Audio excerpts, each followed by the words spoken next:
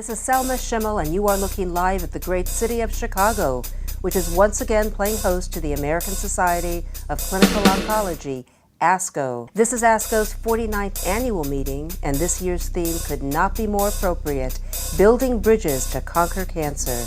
More than 30,000 of the world's foremost cancer specialists are here, and so is the Group Room, making our 15th appearance at ASCO and one of our very best. Joining me now is Dr. David Quinn, Medical Director of the Norris Cancer Hospital, co-leader of the Genitourinary Cancer Program for the USC Norris Comprehensive Cancer Center, head section of Genitourinary Medical Oncology, and Associate Professor of Medicine in the Division of Cancer Medicine and Blood Diseases at the Keck School of Medicine. Dr. Quinn, so in the last couple of weeks I read about the first man who had a prostatectomy because of his BRCA mutation. Right.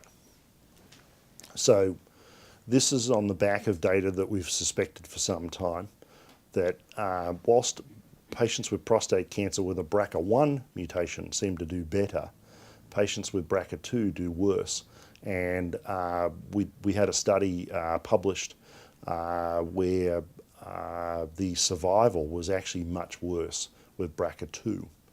Now, if we go back to Angelina Jolie, who's a BRCA carrier with a very strong history of breast cancer in the family and early fatal breast cancer, she made a decision to have prophylactic mastectomies and reconstruction.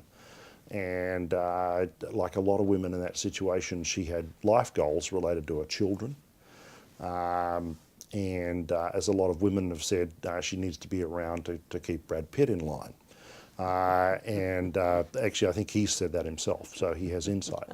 So I think from that perspective, you've got two pieces of information. And I don't think that Angelina Jolie's decision is just a social comment for her own edification. I think she's in a group in our society, women aged 30 through to 60, that make most of their health related decisions in families and for our society. And so I think it's important. And so on the back of that, this man who had the prostatectomy, he did have pre-malignant disease, he was young, and he had a BRCA mutation.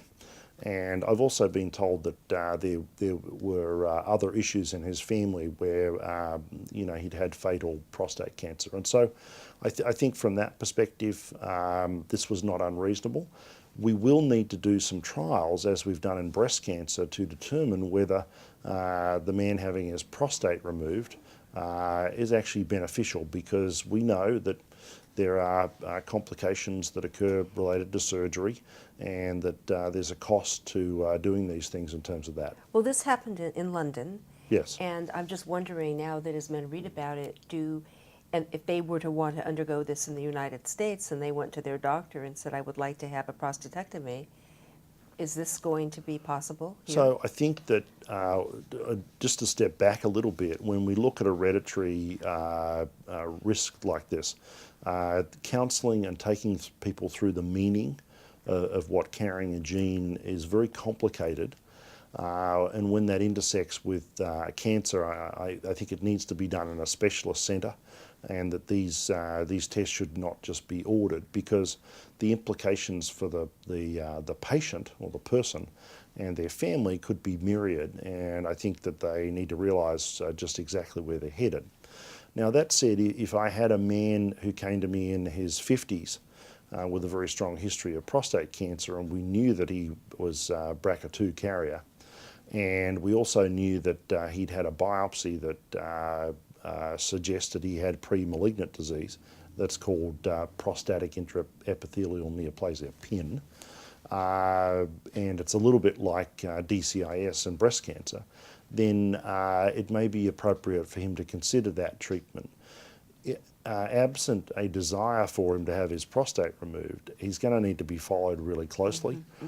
And there are other interventions, so we might put him on an alpha-2 reductase inhibitor and try and reduce his risk of developing invasive prostate cancer as well.